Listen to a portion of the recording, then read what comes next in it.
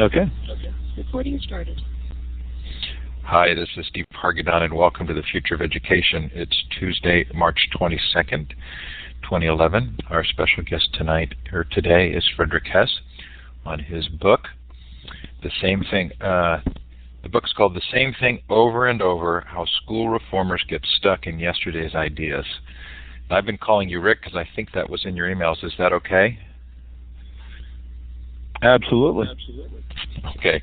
Thanks so much for being here. He is on the telephone bridge, so we have a slight lag, so we'll apologize in advance if I speak over him.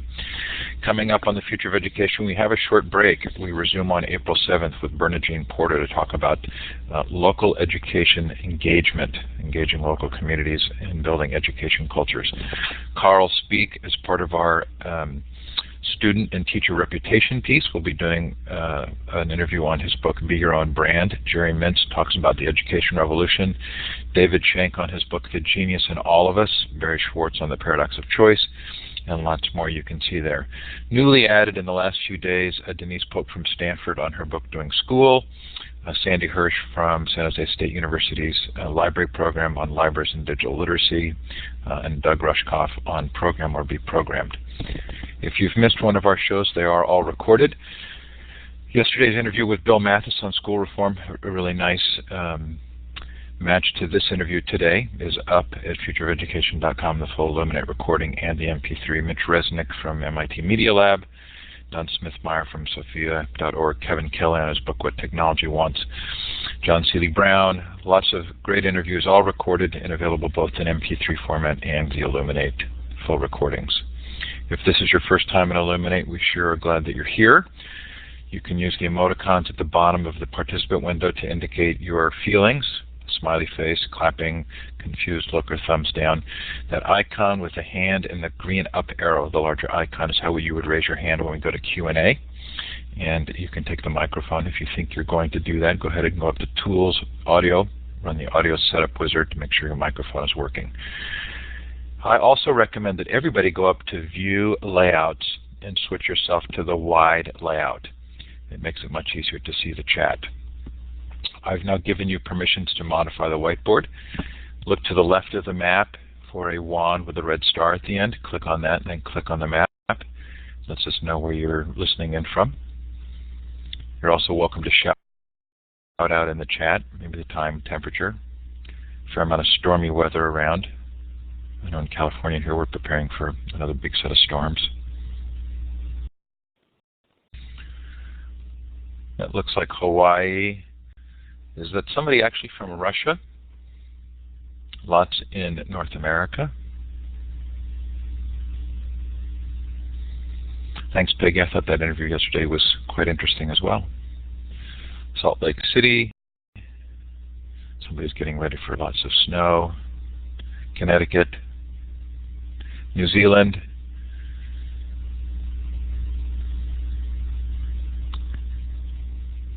Wherever you're listening from, or if you're listening to the recording, we're sure glad to have you with us. Thanks so much for joining us. So, Rick, I don't think I've read a book recently that killed so many sacred cows all in one sitting.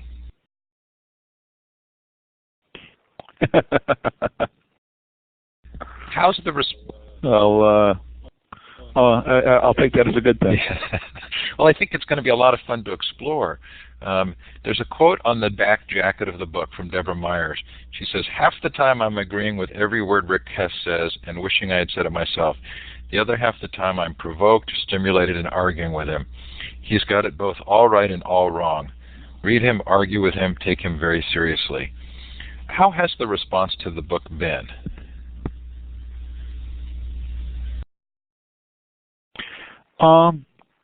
It's been good. I think, especially after my friend Diane Ravage's book last year, that the bar for what one might hope for the reception to an education book has been raised. And it certainly hasn't been quite the firestorm that Diane ignited. But there's been a lot of interest, have gotten fantastic feedback, have had, terrific conversations with folks who are in a position to do something about these issues. So I feel, I just feel pretty darn good about where we're at. So at one and the same time, it feels as though the education discussion is getting both deeper and shallower. Can you describe kind of why that you think that might be happening?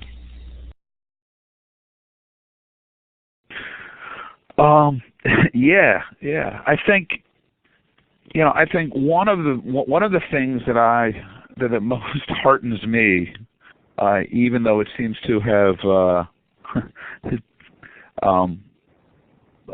to depress so many others, has been the debate about Wisconsin. I think one of the frustrating things for me of the past decade was that the Bush administration made a kind of intellectually incoherent conservative reform the conservative answer to the ideas that were being championed by progressive reformers and the Democrats for education reform, which meant, to my mind, we weren't talking seriously about institutions, about incentives. Instead, we had this kind of casual, often reflexive bipartisanship around a number of pat answers like merit pay and shorter schools that were too often divorced from any serious debate about how do you organize institutions and politics to permit school improvement. So while many people have bemoaned, the nastiness and the vitriol of the debates about Wisconsin's push on collective bargaining, I've been heartened that it feels to me like we're finally talking honestly about what do we understand to be the barriers embedded in statute, in contracts, in the way the states go about the business of schooling. So I think in that sense, we've started to get to a much more visceral, much more serious place. At the same time, I think we're uncomfortable for whatever reason with those kinds of debates, and we tend to turn them into name-calling. We tend to start getting ad hominem. Instead of granting that we can have serious disagreements about important questions, there's a rush to question one another's motives. And so I find myself both heartened and disheartened often at the same time. So one of the benefits of history is the ability to see oftentimes that things aren't new. And I think that's one of the great strengths of the book, is that you're kind of helping us to see that a lot of these conversations have taken place before.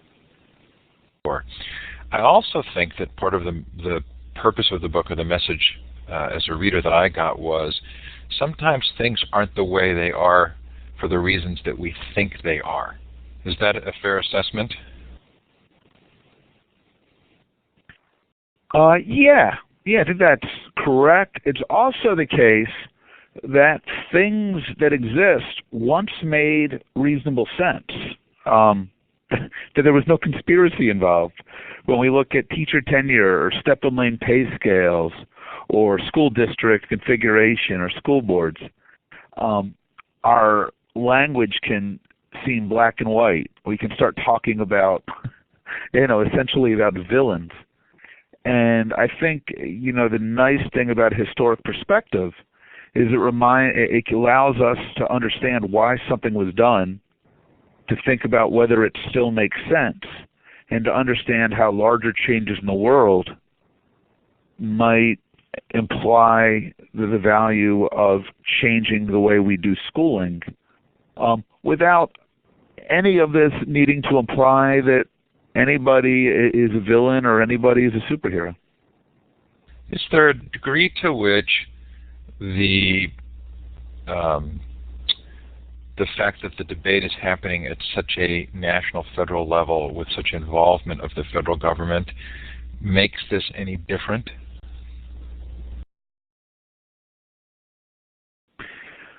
Yeah, I think it does, in two ways, one good and one bad.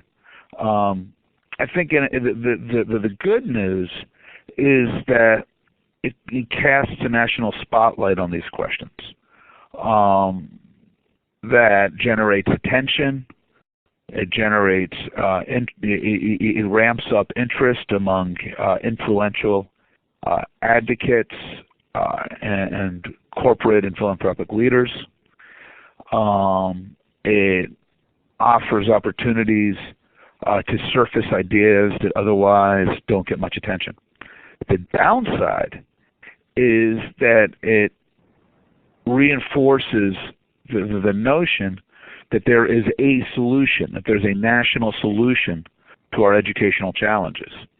And I worry that that leads us to start talking about what kinds of programs, what kinds of evaluation systems or pay systems can we superimpose on 100,000 schools serving 52 million kids. And I think there's sensible principles that apply across the board. And I think their value of transparent information exists, and that there's a valuable national role.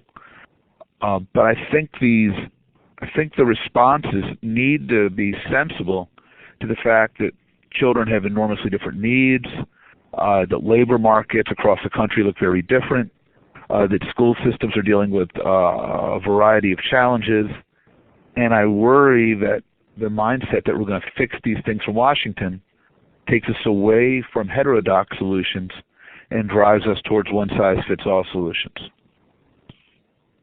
Well, I want to give you a chance to kind of describe the way that you constructed the book. And I think what is sort of an unabashed willingness at the beginning to kind of give your sense of perspective of where you think they're going, and this idea that there doesn't have to be just one solution. So would you talk a little bit about how you've organized the book to approach the topic? Sure.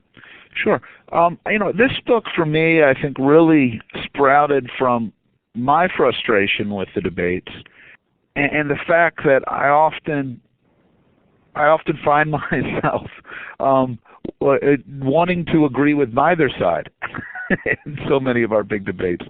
For me, a great illustrative issue is teacher pay. That the reason that we have step and lane pay scales is because there were massive and intentional gender inequities a century ago. That had been part and parcel of 19th century common schooling. Addressing those made good sense. It strikes me, though, that the notion that we want to pay all teachers equally, based primarily on seniority and course completion, doesn't make a lot of sense. It seems intuitive to me that some teachers are better than others, that some are good at really important and valuable elements of the job, and that we ought to design schools to take advantage of those skills, and we ought to compensate accordingly. So I grow enormously frustrated with my friends who suggest that paying teachers differently is problematic. On the other hand, my friends who promote merit pay seem wedded to this notion that we're going to prove somehow that merit pay works, and that what it means to work is that we're going to pay teachers based on movement and value-added test scores, and if they move those test scores enough, they're going to get bonuses. This, to me, has nothing to do with attracting new talent to the profession, with figuring out how to recognize extraordinary skills, or with rethinking how we arrange staffing and schooling to take advantage of the skills we have. Yet, what happens is these are the lines in the sand. You're for merit pay or you're against it.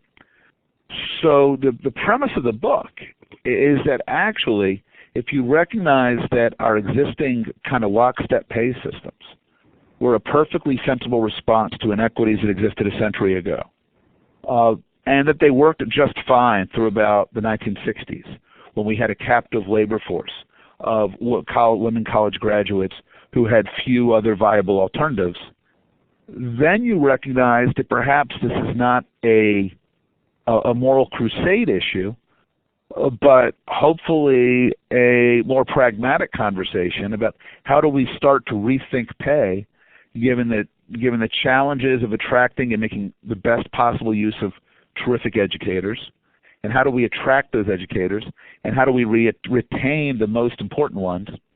And that, to my mind, starts to offer us just a much more interesting and promising avenue for talking about real problem solving. So you look not only at the history of American education, but you put it within the context of a longer view about discussions of teaching and learning. And then you sort of come to this place of, are we not capable of actually kind of rethinking based on what we really want? And then my question for you is, so that rethinking of what we want, what level do you imagine that happening? What would be sort of the ideal way for this discussion and then changes to take place?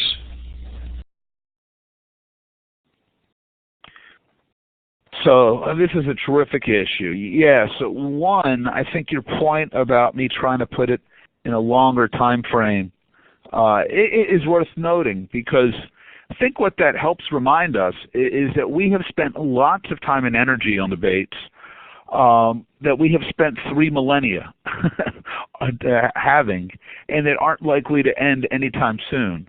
The debates about constructivist education versus core knowledge. These are debates that would have been familiar to the Greeks.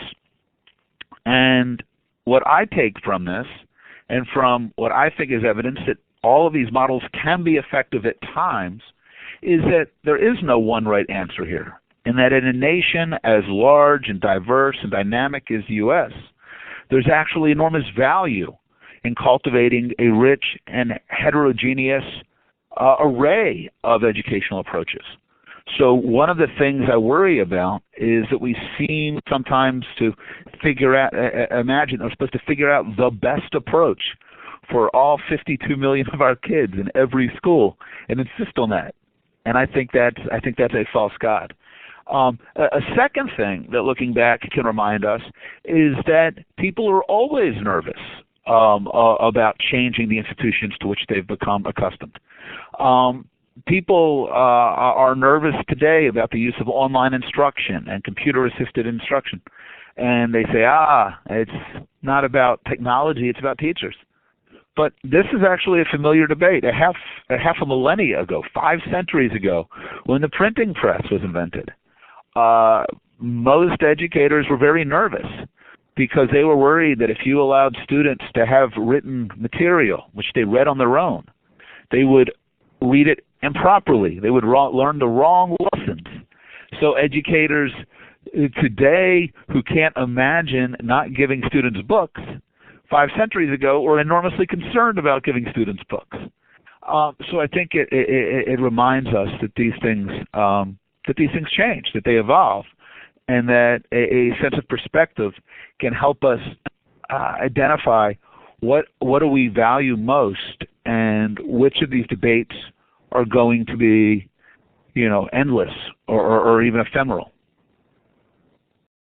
So I'll come back to sort of my big question there, which is, and I think I'm using the right phrase from the book, with the emancipatory approach, when and where and how does that take place? I felt significantly enlightened by reading the book. How do I impact the system, and where?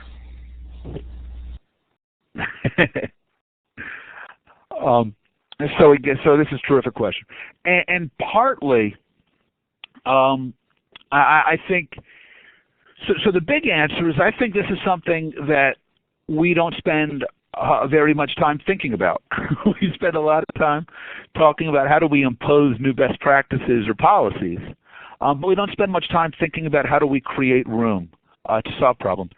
So I think it operates at a couple levels. The guts of American education, the action is really at the local level.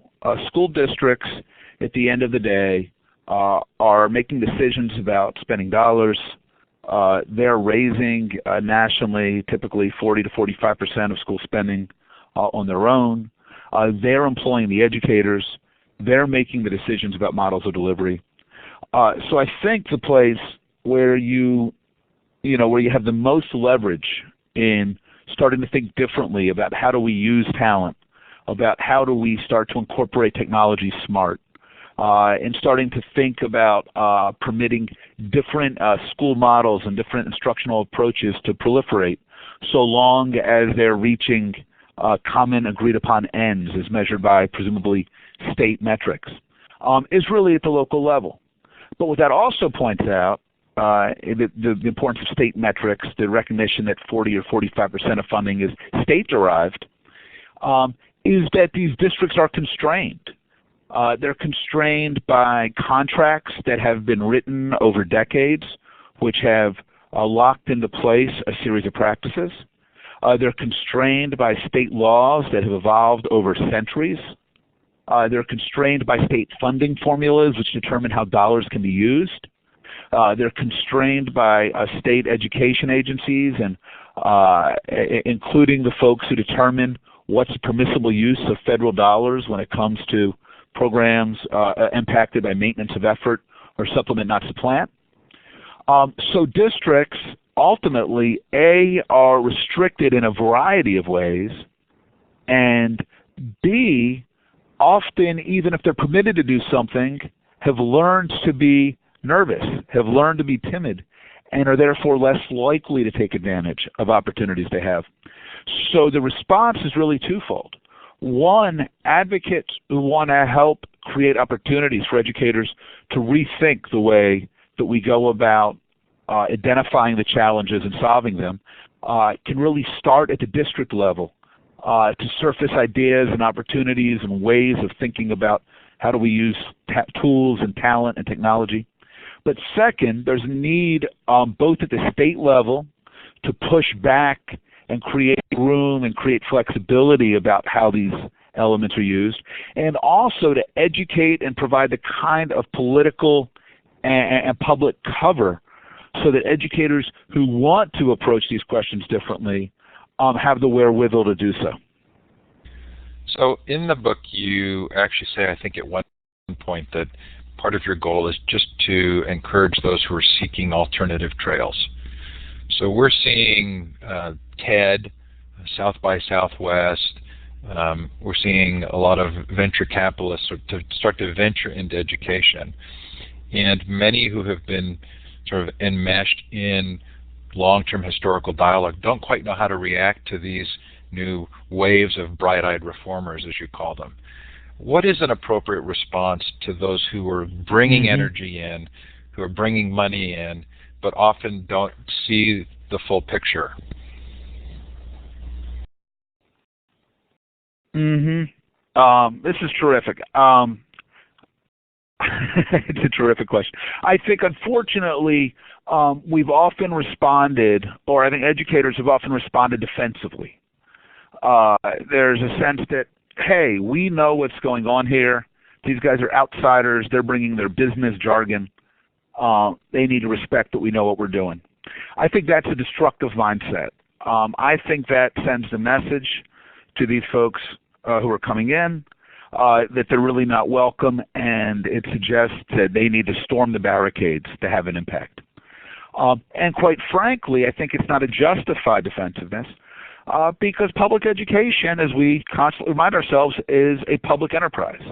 We're spending tax dollars. Educators, public educators work for state municipal government. They're serving the public students. So this notion that there's anything inappropriate or problematic about private citizens wading into public education is, I think, just is misguided. That said, I think the most productive way for educators to respond to these folks is by welcoming them, but by welcoming them in a way which is hard-headed, which is neither defensive nor accusatory, but which says, hey, here's how we understand the challenges. Here's what we hear you saying. Let's sit down. Let's learn from each other. Let's argue about these things in good faith. And let's not assume either that you're going to provide what we think we need, but that we are going to find areas where we can agree and we're going to work together.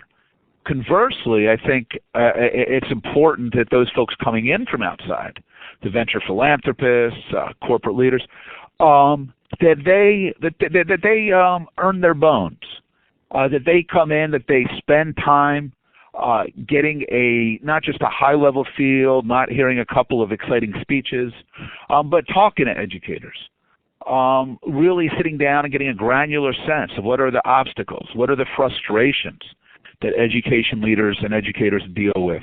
What are the barriers? Why do things look the way they do? And I think at that point, these external change agents would find themselves in a position to where they would meet less resistance from folks in the system. I wish you could see the chat, because everything that we're talking about is producing large volume of chat. Peggy makes the point that it's hard not to respond defensively sometimes when there's so much teacher bashing and not feeling respected. Yeah, and this is something where I think reasonable people disagree. I wrote something about this for the New York Times a couple of weeks ago and got a lot of angry mail. I actually don't think there's a lot of teacher bashing out there. When you look, it's important to remember that teaching, for mostly for the worse, has never been a high prestige occupation in the U.S. Normal schools were launched just about 2 centuries ago because when we decided to feminize a previously male teaching profession, there was a notion that women didn't know how to interact with other people's children outside the home. Hence the creation of the first normal schools. To teach women the norms of engaging with other people's children, which, of course, are the forebears of today's teacher colleges. What I see in today's debates, and again, folks tuning in are free to disagree, but what I see is a lot of pretty stark, honest criticism, much of it from me, of how we currently pay teachers, of the benefit systems that are in place, of how tenure operates, of the results that we are seeing from our schools. I honestly don't see this vilification of teachers that folks talk about. In fact, what I see is the syrupy kind of head bobbing where people are critical of these things but quickly go out of their way to then talk about how much they like and respect individual teachers.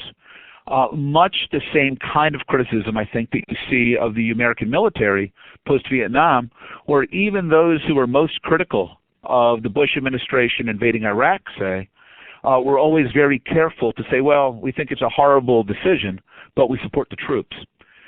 So, and so if teachers feel they're being attacked, that's, they feel that way, but that's not how it looks to me. And if teachers feel that an attack on existing pay scales or tenure policies or benefits is tantamount to an attack on teachers, then I just have to respectfully disagree. So it will be fun to go to the Q&A on this one, because I think there's some good nuanced conversation in the chat. I wrote down a list of sort of core ideas from the book that really struck me, and we're not going to get to all of them. But one is that there's a definite theme through the book of seeing diversity as a great strength. Do you want to elaborate on that a little? Sure. When we talk about international models of education reform, if we think about Michael Barber's work and his McKinsey analyses, there's a tendency to suggest that the U.S. should become more like certain nations, Singapore, Finland, what have you. These tend to be relatively small, quite homogeneous nations, which seem to be doing quite well by their students with a highly centralized national approach to schooling.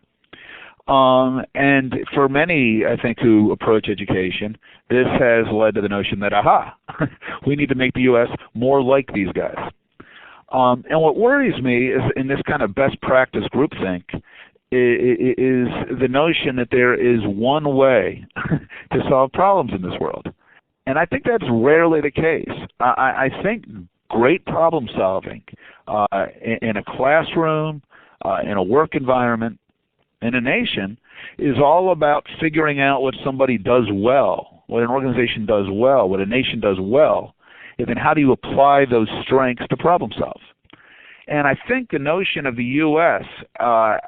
Imposing a Singaporean or a Finnish kind of solution is unlikely to work the way it's intended. Our constitutional structure doesn't work that way. We're an enormously heterogeneous nation. Our strength has never been our groupthink cooperation, but instead the entrepreneurial dynamism that has characterized America since its founding. And it strikes me that what I would love to see us do is talk about what does it look like to embrace those principles of heterogeneity and diversity and entrepreneurial energy when it comes to school improvement. Because I think this is where America is positioned to do its work well. When I look at the most promising charter school endeavors, the Achievement First and the High-Tech Highs and the Green Dots and the KIPS, that this is what I see. When I look at Citizen Schools or New Teacher Project or Teach for America, these are opportunities that I think are enormously exciting and enormously powerful. Now the problem is we've got a system which makes it enormously difficult to take these kinds of solutions to scale. Debbie Meyer, I talk about Central Park East in the book. We've had these kinds of one-off boutiques forever, and they tend not to serve very many kids or go very far. In fact, the folks who figure these things out and serve millions of kids tend to be entities like SchoolNet or Wireless Generation, which aren't trying to solve every problem for everybody, but which are trying to help educators do one thing or a few things much better for a particular group of students. And so, really, one of the things I'm pushing us to think about is rather than engage in these casual nods towards, gosh, what would it take to be more like some of these other, tiny single state-sized international competitors, how do we start thinking about how do you build systems of funding and accountability and opportunity that are going to really leverage America's strengths to serve our students?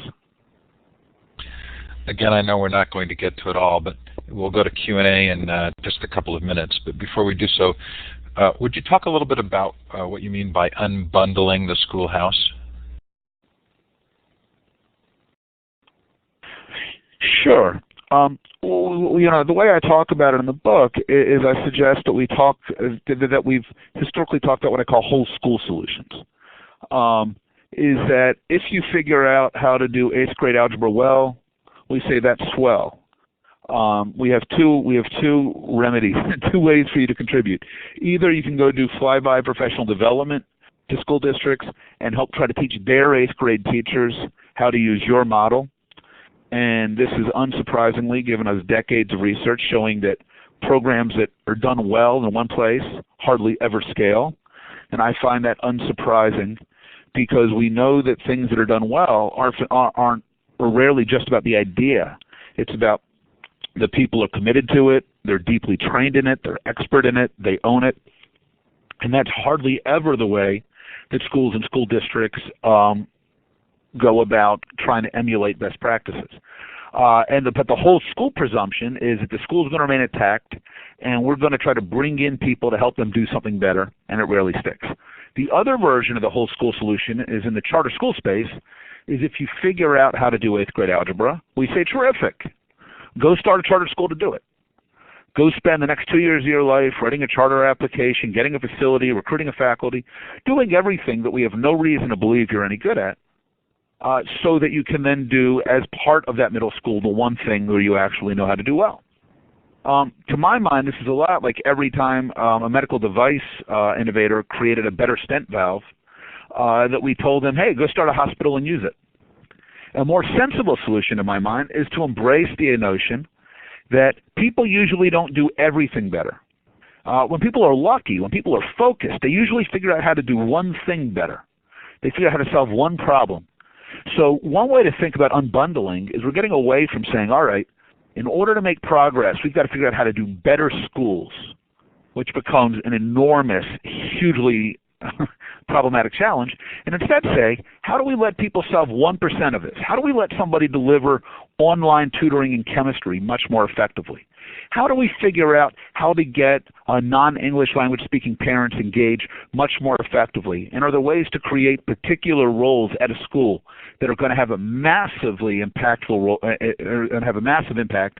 And can we have a special organization that is going to hire and train teachers for that particular niche? How do we think about what it takes to actually get students who are lagging dramatically in literacy in grades 3 and 4, and can we figure out, can somebody come up with a model which is going to serve those kids, and can we figure out how to let them do that model for those student populations instead of just doing some fly-by professional development of the grade 3 and 4 teachers? So unbundling is really just about shifting our perspective from thinking always in terms of how do we make the school writ large better, and how do we start thinking about all the different elements that go into schooling and instruction and support, and figuring out how to let people do one piece of that much better, and then how do we weave that back in? Okay, so I want to move us to Q&A.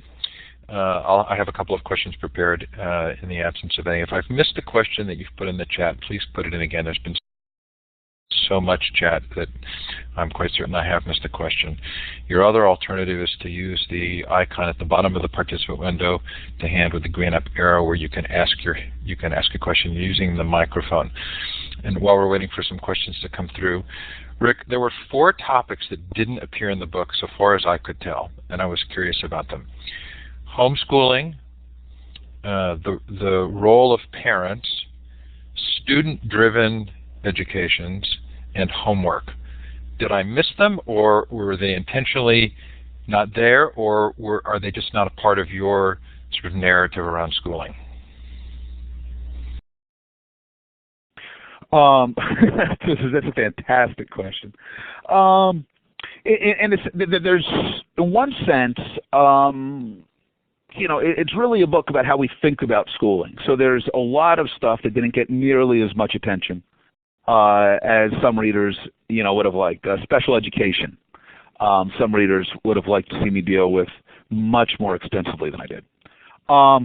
I think you've flagged these pretty much properly. I think what's distinctive about them is that I'm trying to offer a narrative about how do we think about the institution of schooling and what that institution can accomplish. And when I think about that, the question of homeschooling is obviously, I think, part of the tapestry. I'm talking about us being less wedded to the box that we call school and much more in tuned to the function of schooling and how do we enable and support that wherever it happens. So that obviously overlaps with homeschoolers, but I'm interested in the schooling project itself. When it comes to parents, I think I touch at a couple of places about how thinking differently about school design can make it easier or harder to engage parental support. But again, you're exactly right. This is really about what goes on in the business of that school and how does schools come to look like they do. Same is true of homework. Homework is, again, deeply linked to what happens with schooling, but again, it is something that really happens outside of the conventional school day. And I'm trying to help readers think differently about why the school day looks like it does, why the boundaries are where they are. And student-driven instruction, talk about, I think, a little bit more in the sense that I spend some time talking about different school models, about how do we think about the trade-offs of, say, a constructivist student-centered approach, about how do we think about some of the new technologies and the opportunities for independent learning. But I mean, I think your question's a good one, and ultimately, I'm less interested in trying to weigh in on the virtues of any particular pedagogical or curricular or instructional philosophy than I am on trying to think about how do we create a space where people can build educational opportunities so long as they adopt any particular approach in a way that serves the students they're working with.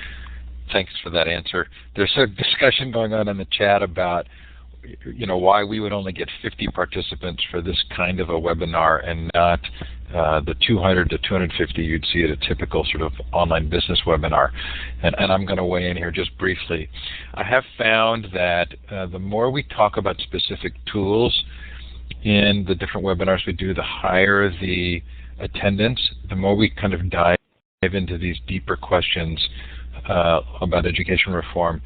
We see a diminished audience. I'm not sure that says anything other than that these are hard topics, and it may just be that it's hard to take time in the middle of the day for a deep topic.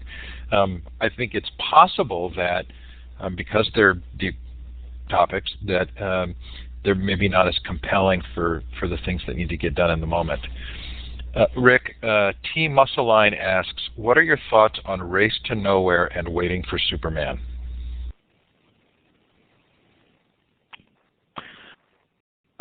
Sure. I've been publicly, I've said some pretty tough things about Waiting for Superman.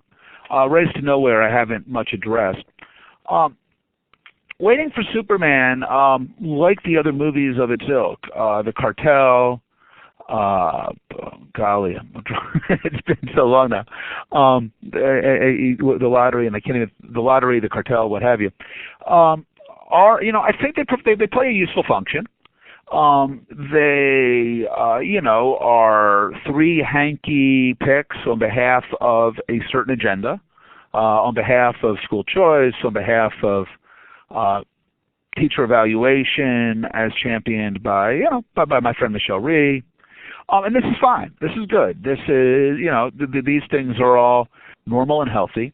I was pretty tough on the movie because I worry that this kind of what I call agitprop can lead to oversimplification, and it's too easy and that it's often too easy for this kind of sloganeering and emotion-driven argument to turn sensible conversations into us versus them name-calling, which is, I think, a problem, less a problem for the movie and often more a problem for the way that the movie is used and talked about by its supporters.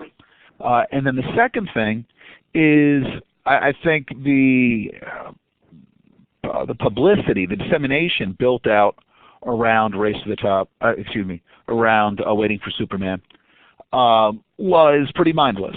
Go to a school board meeting, tutor a kid. I thought Davis Guggenheim was remarkably disingenuous in talking about his movie, where he seemed after making a movie that was profoundly critical of teacher unions, that he seemed to be reluctant to follow through on that in the public square, and he kept going out of his way to talk about how he's a union guy and he likes unions. And I'm just, and I get frustrated when people want to throw a bomb and then run away from the scene. As far as Race to Nowhere, it just, again, like Waiting for Superman, I think it makes some valid points. I think it's agitprop. I do worry that because it doesn't even fit into much of a reform milieu, that instead it simply becomes a talking point on its own and gets wielded by and simply gets wielded not on behalf of any particular notion of how do we do a better job of addressing these things, what would it look like to address these issues well, but simply a kind of nothing, generally just a whiny kind of go nowhere response to some of the demands, some of the demands and probably some of the occasionally unduly onerous demands put upon suburban kids. But I don't see much that any of Race to Nowhere's fans have put forward that seems either particularly constructive or geared to foster a healthy conversation. So I've only seen Race to Nowhere and Waiting for Superman, and felt Waiting for Superman for me personally was more flawed than Race to Nowhere, but appreciated that both movies generated local conversations around education.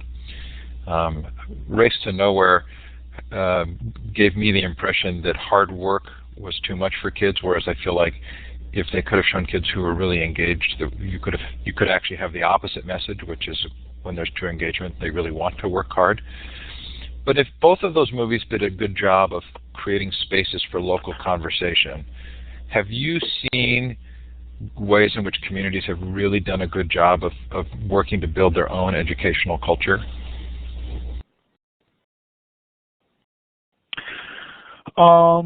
Yeah. I mean, I think part of the trick here is that it's something of a collective action problem.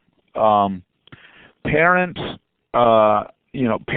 who are deeply concerned about their kids' education, the most straightforward, most manageable response is to move somewhere where the school's good and then plug into a pre-existing parent organization.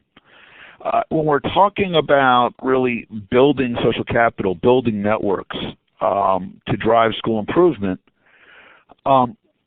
we're generally talking about asking people to do stuff that's only going to have, at best, very indirect, very long-term benefit for their own child.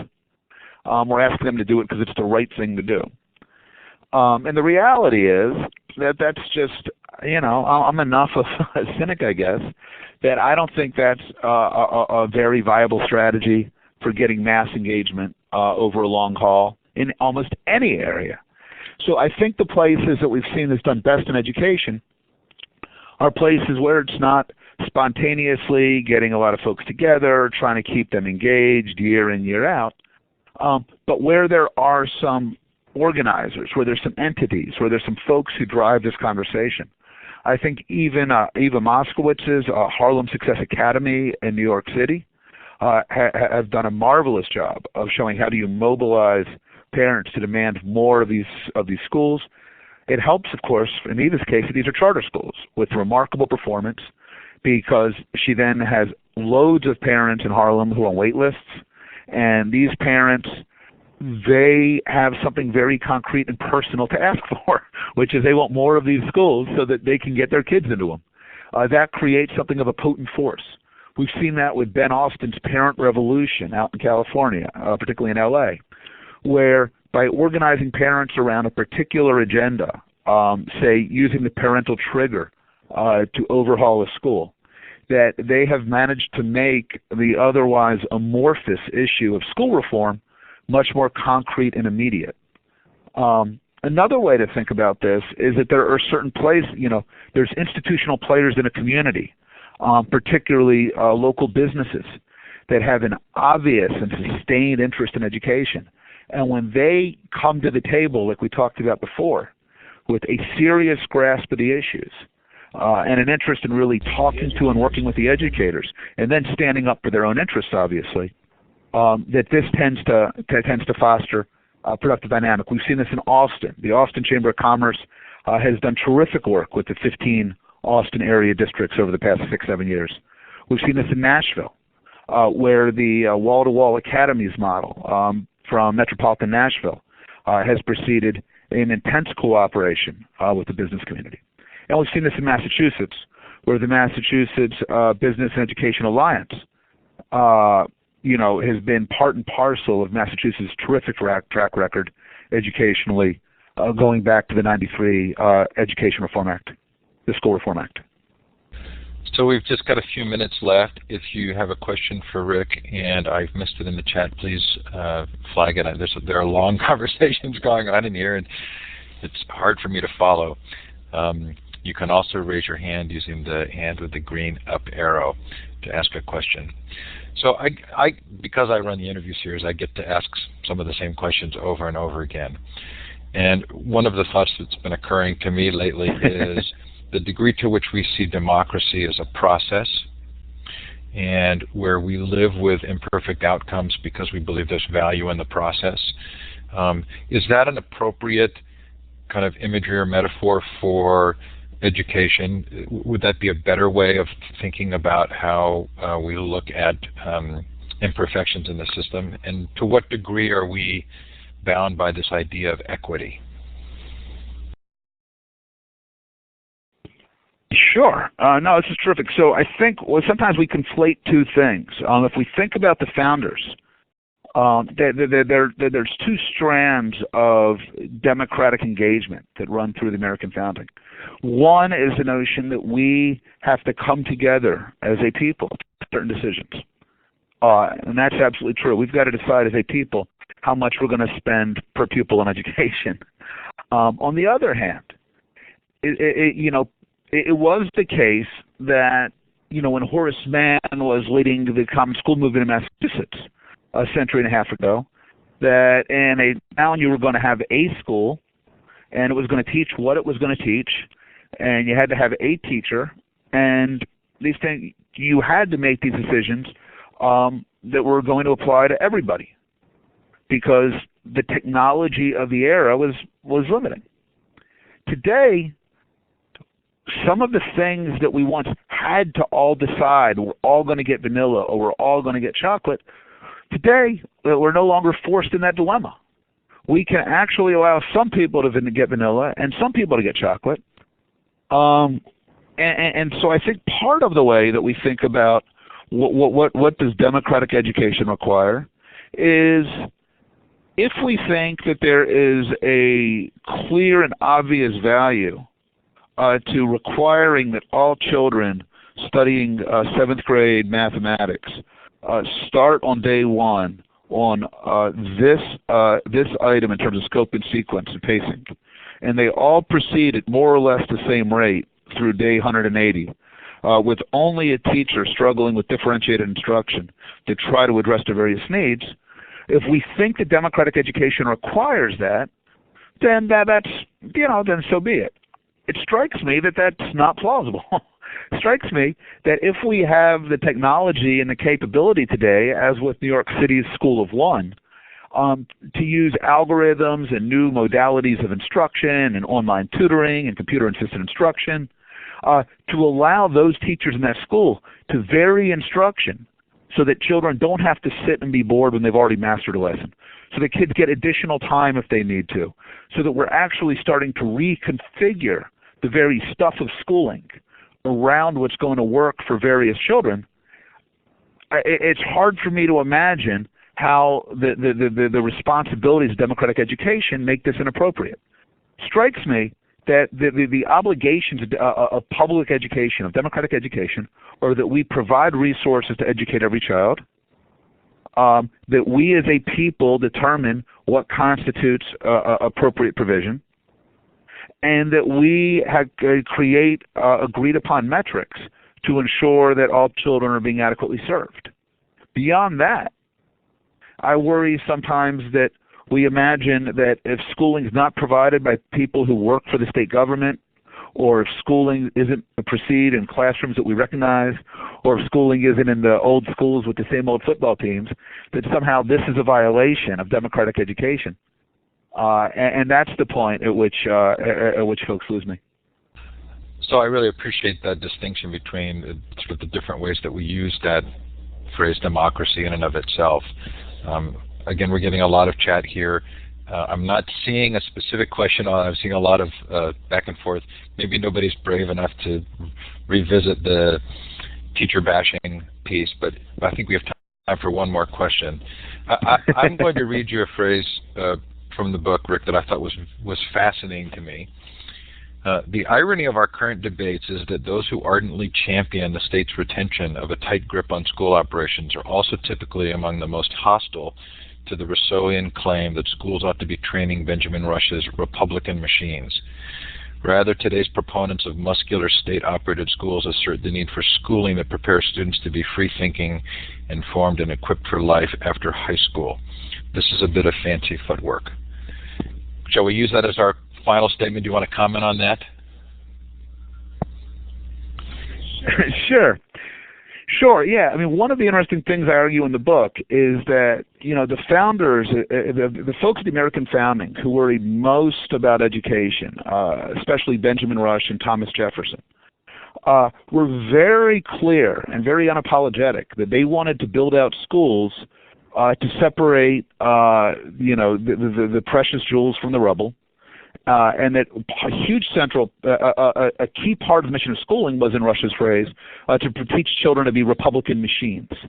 Horace Mann, of course, 60 years later, had exactly the same mindset, that the major purpose of common schooling, as Mann saw it, was to take particularly these Irish Catholic heathen and teach them to be more like good American, more like good Protestant Americans, and less like their misguided parents. So the machinery of schooling, as run by the state, was historically intended to very consciously shape students in a way that was thought to make them good Americans.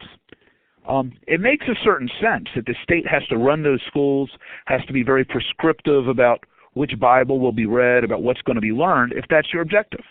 What's fascinating to me today is that the people, like my good friend Diane Ravitch, who are most eager to defend the primacy of these familiar institutions, these schools with a particular curriculum and particular priorities, those folks at ed schools who are deeply entrenched in this also are the first to say, my God, of course we don't want to teach children to be xenophobic.